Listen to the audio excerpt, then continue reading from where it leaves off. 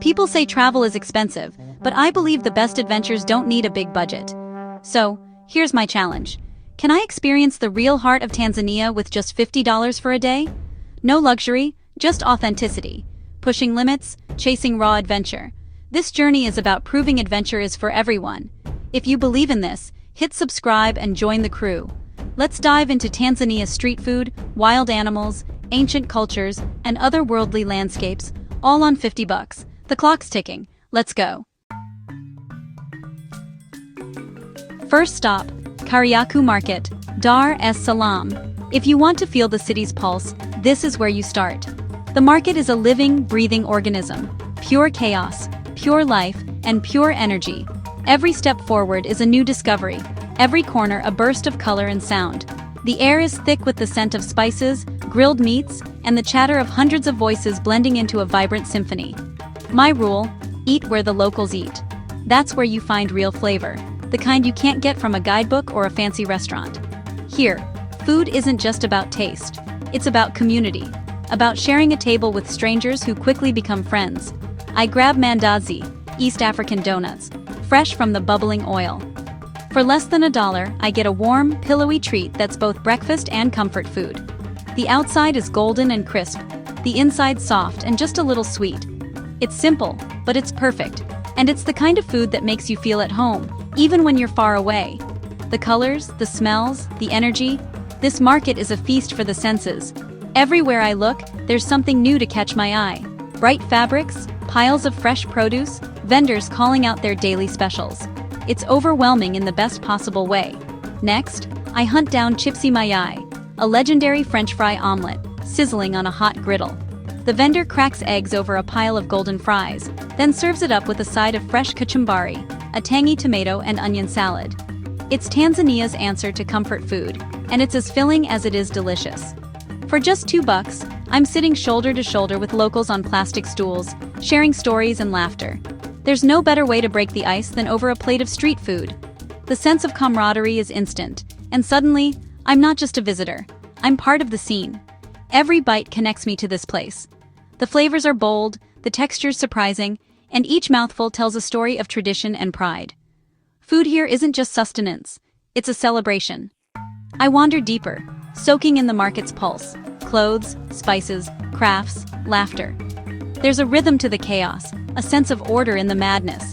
Every stall offers something unique, from hand-woven baskets to fragrant spice blends, and the vendors are quick with a smile or a story. When the heat gets to me, I stop for fresh sugarcane juice. For just a few cents, I watch as stalks are crushed in a hand-crank machine, the juice poured over ice. It's sweet, refreshing, and pure energy in a cup. Exactly what I need to keep exploring. Kids follow me laughing, posing for the camera. Their joy is infectious, and it reminds me that travel is about people, not just sights. These moments, shared smiles, spontaneous conversations, are what make a place unforgettable. After breakfast, lunch, and a drink, I check my wallet. I've spent less than $5, but I feel like I've gained so much more. New friends, new flavors, and a deeper connection to Dar es Salaam. I've tasted the city, met its people, and felt its heartbeat. The market isn't just a place to shop. It's the soul of Dar es Salaam, alive with stories and possibility. The market was a win, but the day's just getting started. There's so much more to see, to taste, to experience.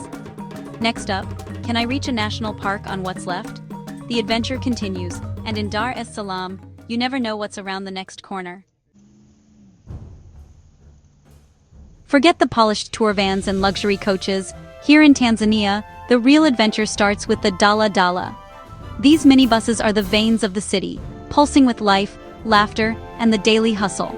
Squeezed shoulder to shoulder with locals, I feel the heartbeat of Dar es Salaam, the city's energy infectious as we rattle through the streets. There's music playing from someone's phone, vendors weaving through traffic selling snacks, and the constant chatter in Swahili. It's chaotic, but it's real, and it's the only way to travel if you want to see Tanzania as it truly is. As the Dala Dala pushes onward, the city's concrete slowly gives way to the red earth of the countryside. Tower blocks fade into small villages, and then, almost suddenly, the world opens up into endless plains. The air changes too. fresher, tinged with the scent of grass and dust. I watch the landscape transform, feeling anticipation build with every mile. My destination is Mikumi National Park, a place I've dreamed of visiting for years. It's not the most famous park in Tanzania, but that's exactly why I chose it. Fewer crowds, more wildness. The bus doesn't stop at a grand entrance. Instead, it drops me on a lonely stretch of highway, the savannah stretching out on both sides. There's no fancy gate, no crowds, just the open wild, waiting. Standing by the roadside, backpack slung over my shoulder, I realize I'm on my own. My budget is tight, no pre-booked safari, no plush lodges. Just me, my pack, and a stubborn determination to see the wild heart of Africa. I watch safari jeeps rumble past, filled with tourists on their own adventures. I stick out my thumb, hoping someone will have a spare seat. The sun beats down, and the minutes stretch, but I don't give up. This is part of the journey, embracing the unknown, trusting that something will work out. At last, a jeep slows. Joseph, a local guide with a warm smile, and a German family wave me over. For a small fee, most of the cash I have left, they let me squeeze in. I'm grateful, relieved, and suddenly part of a new, makeshift family, united by curiosity and wonder. We roll into Mikumi, and the wild comes alive. Herds of zebras graze alongside giraffes, their long necks silhouetted against the sky. Wildebeests thunder across the plains, and impalas leap through the tall grass.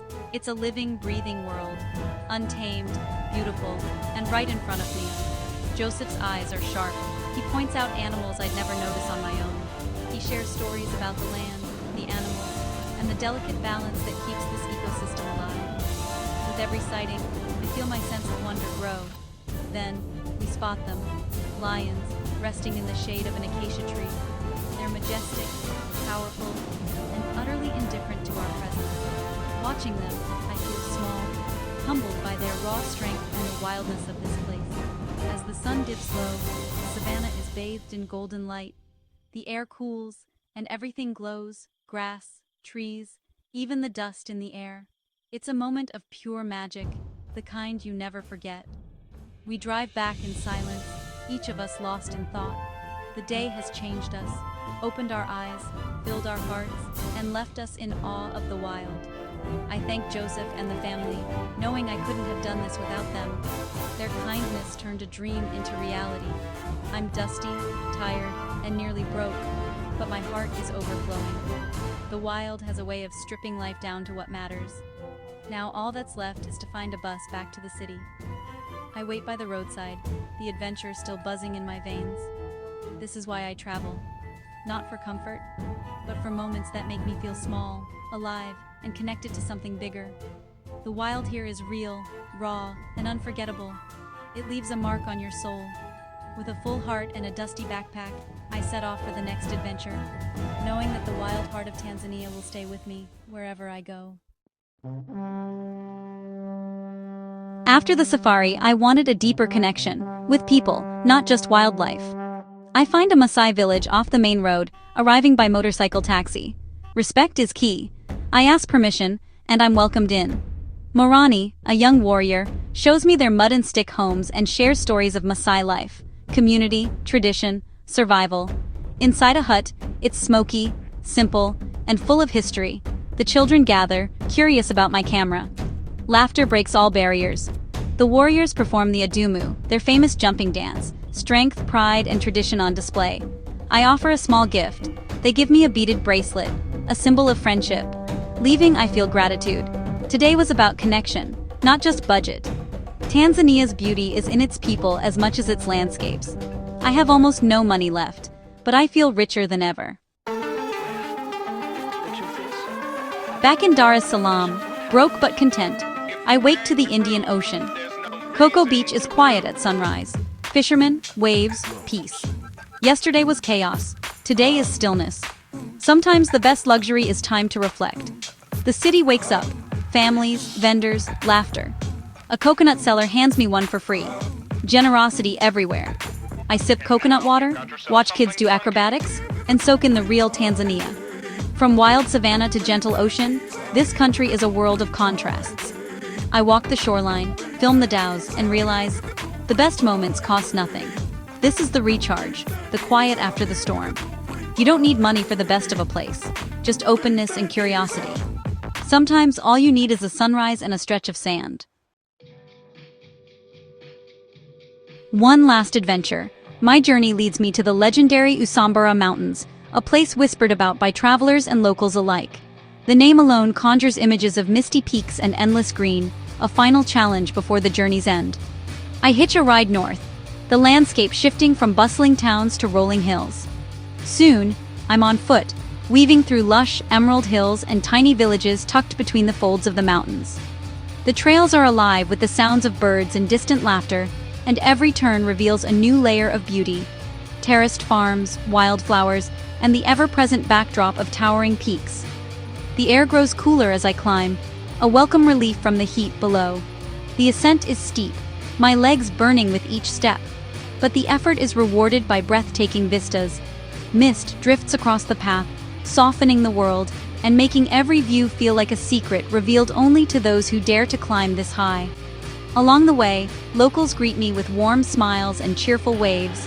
This land is their home, not just a scenic backdrop, and their pride in it is infectious. I share a few words, a laugh, and sometimes just a nod of mutual respect. These moments remind me that travel is as much about people as it is about places. At last, I reach Irente Viewpoint.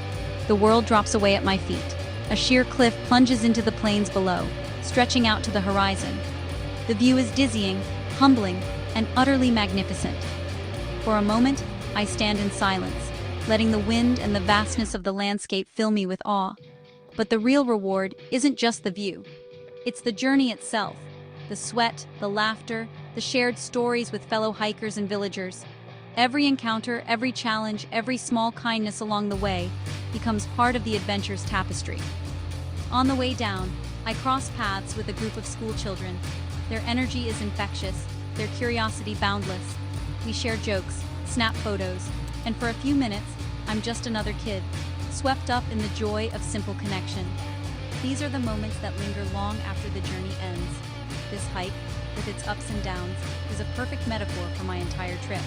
Challenging, unpredictable, but deeply rewarding. Each obstacle overcome, each new friend made, adds meaning to the miles traveled. I realize now it's never been about reaching the summit. It's about the path itself, the people who walk it with you, and the stories you collect along the way. From the vibrant streets of Dar es Salaam to the golden savannas, from quiet villages to these majestic mountains, Tanzania has revealed itself in layers, each one more surprising and beautiful than the last. My $50 are long gone, spent on rides, meals, and small acts of kindness, but what I've gained can't be measured in money. The memories, the friendships, the sense of accomplishment are worth far more. I'm exhausted, my boots caked in mud, my body aching, but my spirit has never felt lighter. There's a happiness that comes only from pushing your limits and discovering what you're truly capable of. As the sun sets over the Usambara Mountains, painting the sky in gold and purple, I realized the journey itself was the real treasure all along. Did I do it? Yes. But the $50 was never the point. The real currency was kindness. A coconut, a shared safari, a Maasai welcome. This trip proved adventure isn't about money. It's about connection and curiosity. If this inspired you, subscribe and join the community. Your support fuels the next story. Thanks for coming along. Share this with someone who needs a little adventure. Until next time, stay curious and never stop exploring.